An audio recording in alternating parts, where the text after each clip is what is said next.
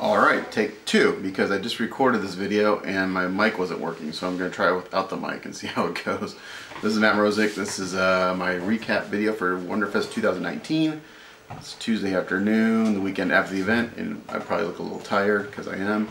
But another amazing year, another amazing event. I got back yesterday morning. Sorry about the background noise, my kids have friends here, as usual. But got back yesterday morning on Monday around 11 o'clock after driving 5 hours Sunday night and then 7 hours on Monday. So as usual, great event. Hey kids, keep it down.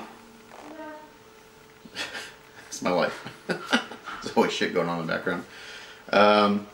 So yeah, same as usual. Last year, this year I did the same thing as I did last year. I left Wednesday before the weekend and drove to Memphis 7 hours and met up with Mark Havocan from Film These Girls. He drives from Houston, so he's got like 9 hours, 8.5 to 9 hours.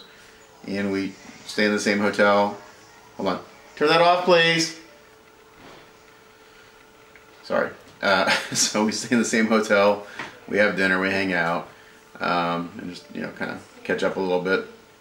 And then Thursday morning, I got up super early, like 3:30, I think it was. Got on the road and was to Louisville by like 9. And luckily they had our mine and Floyd Basin's room ready. Floyd's my buddy from New York. Everyone knows who he is. We share a room, and so I got in about 9. He shows up around, I think, 11 or 12, maybe a little later than that. So yeah, so Thursday is basically just get as a day to kind of show up and relax. We ended up going to see John Wick 3, me, Floyd, and Mark. Mark was not too excited about it because he hadn't seen their previous first 2 John Wicks. But if you have seen John Wick 3, it's basically just him like going nuts and killing as many people as possible, which is kind of the theme of the movies. But I loved it. I think Floyd liked it. Mark wasn't too hype about it because he's like, "Is this it?" It's like, "That's it, man. It's just him killing people." He's like, "Where's the story?" I was like, "You gotta watch the first one to see the story, man. That's how you watch John Wick 1 to set it all up." So yeah, so we did that. And then we ended up going to Drew Roberts' house, who's one of the Wonderfest staff. He lives locally. Mark let us tag along. Every year he does a barbecue, and we went this year. We just kind of showed up because Mark invited us. So we were like, "Is it okay if we go?" Because we weren't officially invited. He's like, "Yeah, Drew knows you guys. You can come on." So Drew was very kind to invite us into his home, and they had brought in some barbecue, and his wife made the most amazing green beans I ever had. I had 2 full plates of them. They were amazing. So thanks to Drew for having us into his home, and really enjoyed hanging out with people. I saw Lisa Davis there and a few others, and you know, got to hang out for a couple hours. So that was nice and relaxing. And then it was back to the hotel, and just ended up having a beer with Jason Eaton and Quincy Shaw and his group. We just kind of invited ourselves to their table. Hope that's okay. We just kind of sat down with them. We do that, you know. I just kind of invite myself to stuff sometimes. So that was fun. We get to hang out and with those guys for a little bit, and that was neat. And then just went to bed relatively early. And then Friday morning, me and Floyd signed up to take Jesse Garcia's class that he was giving, a grayscale class taught by Jim Capone. And I'll review the bus that the class was being taught on when I do my reviews. But it was a great day. Put about 7 hours worth of work on the piece. It was like from 9 to 4-ish. Kind of whenever you felt like you were at a place to stop. It was the first class Jesse had done, I think he said, like in 5 years. And it was great, so it was really small. I think there's only like 12 people in there. It's like 2 people per table. We all kind of got individual attention from Jim, which was great. So, and Jim is like just the most humble, one of the most humble and most talented painters out there. So it was really nice having him in the room, be able to kind of pick his brains on certain things. So that was awesome. That was well worth the class. And the class was really inexpensive. It was like $250. Includes the bus, includes a bunch of paints. Had to bring your own airbrush and compressor and stuff like that, which is not that hard. Even if you're flying, you know, those little compressors are small.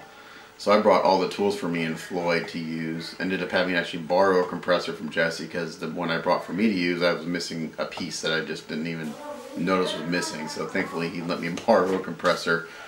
Otherwise it'd been a very boring class, but it was fun. and I got pretty far on the piece. I'll end up redoing her, but I got pretty far for 7 hours. I'm happy with the results. So that was Friday, and then Friday night for dinner, went out with Mark Havake and Randy Van Dyke to a barbecue place. I think it's called Mama's Mustard and Pickles or something like that. And Mark had talked this place up. He's like, oh, it's amazing, it's amazing, amazing. We ended up going to a different location based on like what I put into my ways, and it was okay. I think maybe they were having an off night. We had some fried pickles, which were amazing, probably the best I'd had. And we all got chicken wings, which I actually enjoyed the chicken wings. They were pretty good with the barbecue sauce, but the dessert was disappointing. I know like Floyd sent his meal back that wasn't cold, hot. Got something different. Mark had a couple of things that were cold on his, but it wasn't the best, and it was expensive. So maybe next year, Mark, will try it again, but go to the other location and see if they have a better night, because they had mentioned how good it was last year. Not so much this year. Excuse me. So then Friday night, ended up going to the AFM suite, John Allred's suite, for a little bit.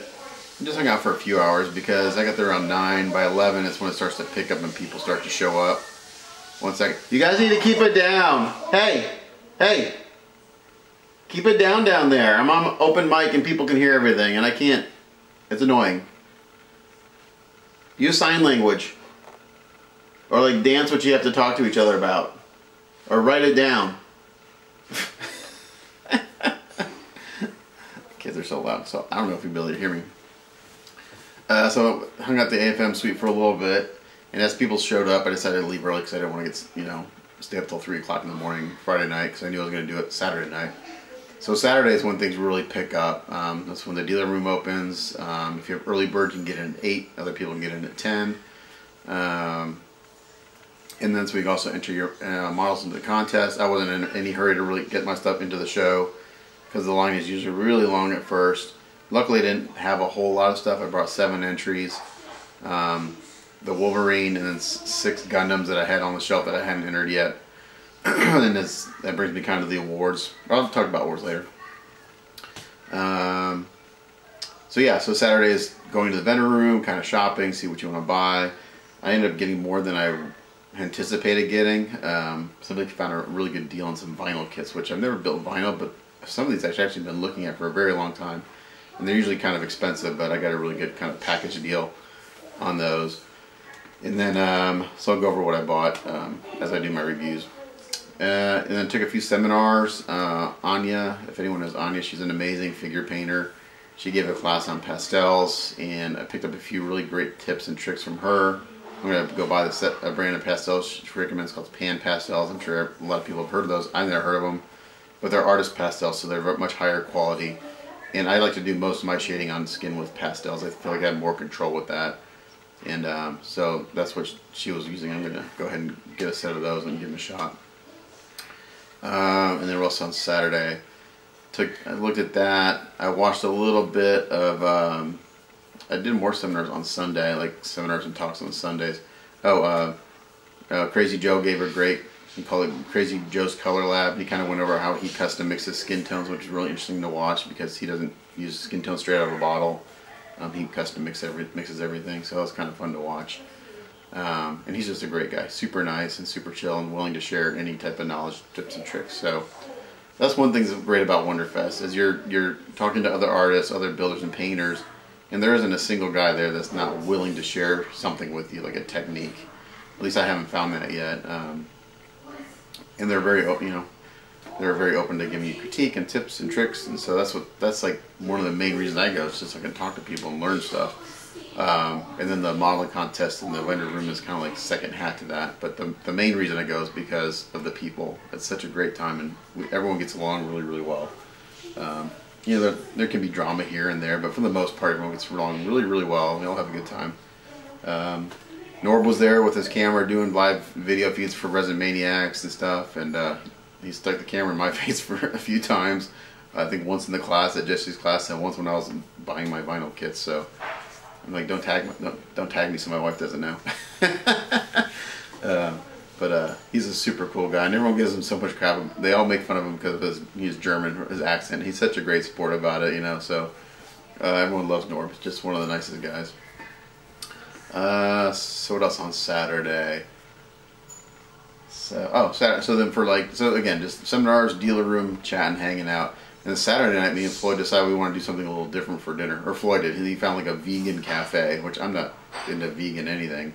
But we went and it was actually really fucking good. I had this like vegan barbecue burger, which was amazing. And it's like done. And it was like $12. It was really inexpensive.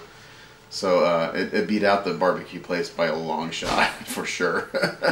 And the barbecue place was like $45 for my meal. So usually we'll have like one, like I say, good meal, like expensive meal. And the rest we try to eat relatively inexpensive because that's more money for supplies and kits, you know. So got to put your priorities straight. So we went to dinner, had the vegan cafe, went back to the room, and I took a little power nap because I knew I was going to be at the suite that night. Also went to the Naked Resin contest. I got to see the entries there. Jim Capone entered a piece. No one even realized he'd entered a piece, but it ended up winning best of show. So now he goes into the master class, and his piece was called 38 Special. It was a beautiful, looked like a quarter scale figure. But Naked Resin is for all the naughty entries that can't enter into the normal contest in the show. And even though it's called Naked Resin doesn't mean your piece has to be naked. It can have clothes. So like Randy Van Dyke had his new kit that he's producing, Moral Support, in the show in the Masters class, and he won a few awards. I think he won like Best Masters, and I think he won like overall Best of Show. I think, I don't know. He won 2 awards, so which was well deserved. It was a great piece.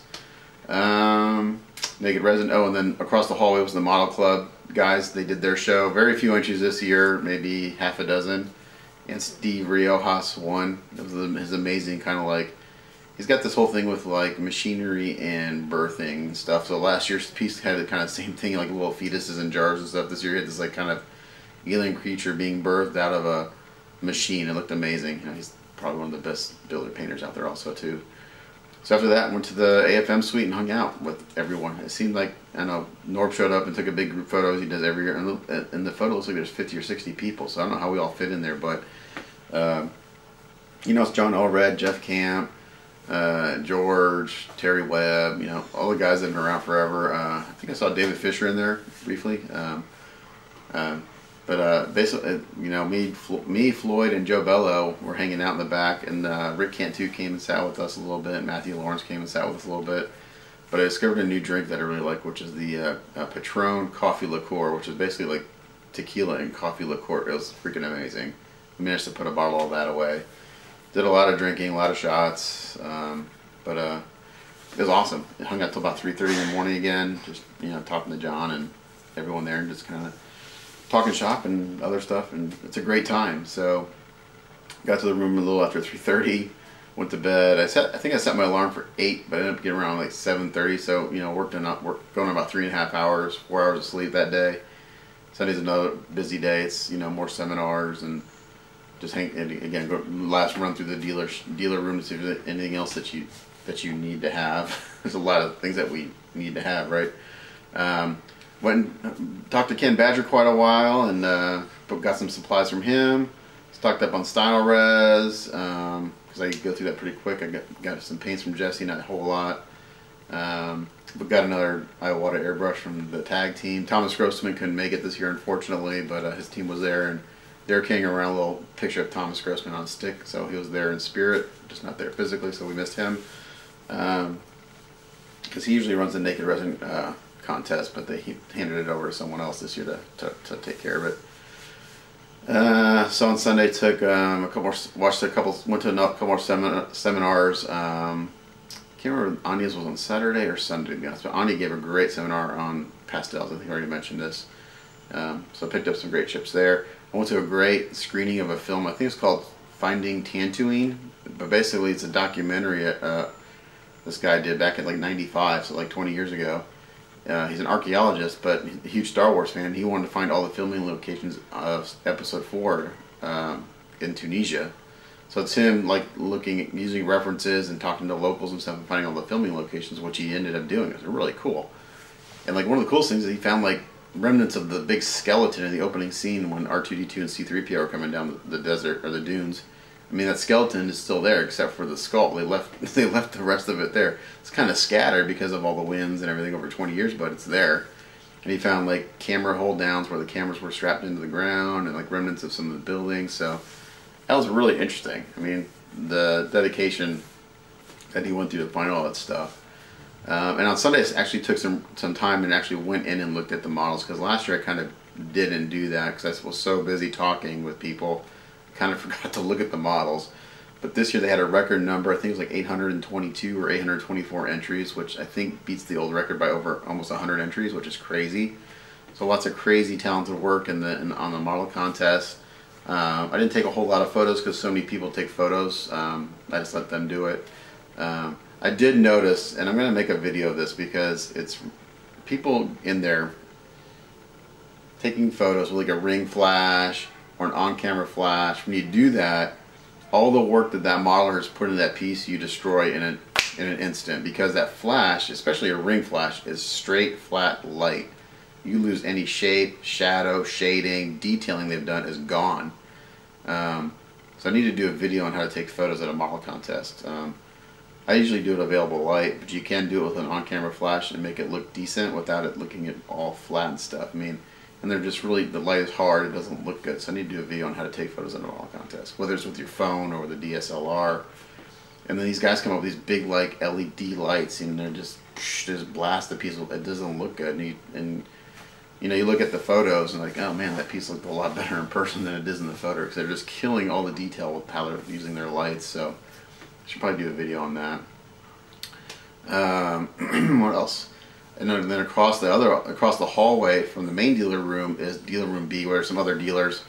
But the highlight of that room is always the Star Wars display that Jason Eaton, John Sabian, and Quincy Shaw and a bunch of other guys put on. And this year didn't disappoint. Mike Salzo, I don't think Mike Salzo had anything on display this year. Was it last year or the year before he had the 36-inch Y-Wing? It may have been 2 years ago. But there was a 5-foot studio scale filming Millennium Falcon there, completely scratch built, and I believe it was all done with donor parts. I could be wrong, but it was freaking amazing. It was huge. Quincy Shaw had, in my opinion, the highlight of maybe the entire show, which is a skate pod that he built using all donor parts from original model kits. And he had it on a basically a rotisserie motor, and it was slowly spinning against a screenshot of Tatooine in the background. It looked like it jumped right out of the film. It's just probably one of the most impressive displays I've seen of a model. Just done really, really well. The model itself was amazing, but the display was that more impressive.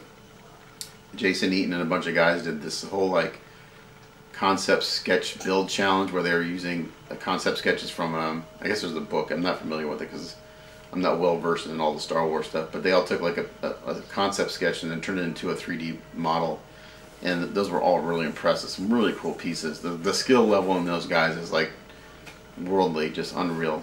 The amount of talent those guys have is crazy, and the amount of time they spend researching donor parts and all this stuff is insane. It's like that's how they enjoy that part of it.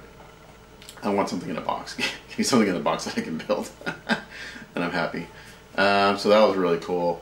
And then Sunday afternoon is the award ceremony. So, and they do a great job. The awards, they would give out a crap load of awards, and they do it like within an hour. My local show does an award ceremony. It takes like 3 hours. It takes forever. It goes to like 11 o'clock at night. So, so as far as awards, what I got, I entered 7 pieces, and I got 8 awards, which was kind of crazy. I really didn't expect to do that well because the Gundams I entered were actually things I built like almost 10 years ago. I just took them off the shelf and literally blew the dust off and dusted them off as best I could, and put them on the table just so I'd have something other than just one piece. So I had the So-So Wolverine, which ended up winning a silver. So that's pretty good. There weren't a whole lot of superhero entries this year, and not a lot of golds were given out. So those judges were pretty tough this year. Like Jason Fiedler got a gold for his Thor. He had a flash in there, which I personally thought I should have gotten a gold. They got a silver. So you never know what the judges are actually looking at when they're giving out these awards. But getting golds in figures is hard. I mean, they're really scrutinizing your work in the figure stuff. So to get a gold in figure is pretty cool. I got a silver for the Wolverine. For the Gundams, they all got, let's see, the two busts, the two that got golds was the new bust, the 135th scale new bust, the gray and white one if you don't know Gundam. And I had the shoulder, one side of the shoulder pad was off and the panels open, you can see the detailing. And then the RX-78 one-year war version, little master grade guy, he got a gold, and he got best anime. And that's when I did a while back. And it's actually one of my favorite little builds. It's a great little kit, lots of detail, and the paint jobs on it is actually pretty damn good, I think. So I was really surprised about that. And all my other entries got silver. So the 124th new bust, high new bust got a silver. The master grade Death Scythe Hill got a silver. The unicorn green frame got a silver, and the Echo Creations Blue Destiny got a silver. So I was really surprised by that because it's actually not my best work. The busts are pretty cool, and I think the RX-78 one-year war version is actually one of my better paint jobs. I just like the way it looks, like the shading to me is like really spot on. So I'm really surprised that I did as well as I did, to be honest. I knew the Wolverine would get something. I wasn't sure. I thought it'd probably get at least a silver. I didn't know if I'd get a gold, but I figured it would get a silver just based on my previous experience with what they look for and stuff. So yeah, and then Sunday night I actually got out of the contest by 5 o'clock, which is a record for me. Usually I'm there till like 6, 7 o'clock packing, which is great. So I was back to Memphis by 9, ordered a pizza, hung out for a little bit, and then went to bed relatively early. And then my phone rings at 4:30 in the morning, and it's Floyd. He's like calling me up for like he didn't. It woke me up, but by the time I got to it, he like hung up. I had my alarm set for 5:30, so I just got on the road earlier, and I was able to get home by 11. So it was actually great. So I got on the road earlier. So yeah, so I got home yesterday. Today's Tuesday. I have the day off. I'm gonna spend the day kind of unpacking my stuff. I'm gonna do my review videos and stuff, and then hit the ground running on all these projects I gotta do. So signing off. Thanks for watching as always. And if I ran into you at Wonderfest, I did have a lot of people come up to me and just say, hey, I watch your videos, thanks for doing the content, I really appreciate that. And the only name I remember is Candy, because I met Candy and her husband, and it's because Candy's an unusual name. But I had a couple, like maybe half a dozen people come up to me and say, hey, I watch your videos, thanks for doing them.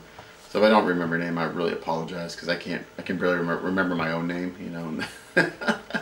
So for the people that do watch and introduce yourselves, I really enjoyed meeting you, and thanks for watching, and hopefully I'll see you again next year.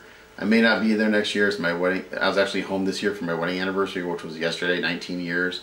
It's the first time in 5 years I've been home for my wedding anniversary because of Wonderfest. So next year's 20 years. We're planning a trip, and depending on where that falls on the calendar determines whether or not I'll be there next year. So we'll see. If I don't make it next year, it's not the end of the world. I'd rather go on an awesome trip with my wife for 20-year anniversary, and there's always the following year. So looking forward to the next time I'm at Wonderfest, whether it's next year or the following year. And as always, thanks for watching, and stay tuned for my review videos coming up here shortly. Take care, guys. Bye.